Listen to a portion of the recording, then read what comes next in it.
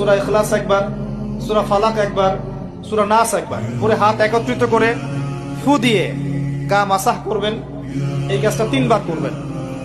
একবার আয়াতুল কুরসি পড়বেন, সূরা বাকারার 255 নম্বর আয়াত, আল্লাহু লা ইলাহা ইল্লা হুয়াল হাইয়ুল কাইয়ুম, এটা শেষ পর্যন্ত। এরপর সূরা বাকারার শেষের 3টা আয়াত পড়বেন, লিল্লাহি মা ফিস সামাওয়াতি, এখান থেকে ফানসুরনা আলাল কওমিল কাফিরিন পর্যন্ত। তারপর ডান কাতে পাশ ফিরবেন, বলবেন আল্লাহুম্মা বিইসমিকা আমুতু ওয়া আহইয়া।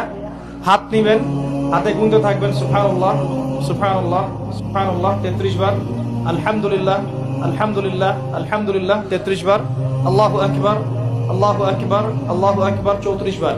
ঘুমিয়ে যাবেন। এখন যদি আপনি 6 ঘন্টা ঘুমান, আপনি নবী সাল্লাল্লাহু আলাইহি ওয়াসাল্লামের সুন্নত অনুযায়ী ঘুমিয়েছেন, প্রত্যেক ঘন্টা ঘুমানোর জন্য আল্লাহ আপনাকে নেকি দিবে ইনশাআল্লাহ। এমনি ঘুমালে নেকি হতো না, রেস্ট নেওয়া হতো।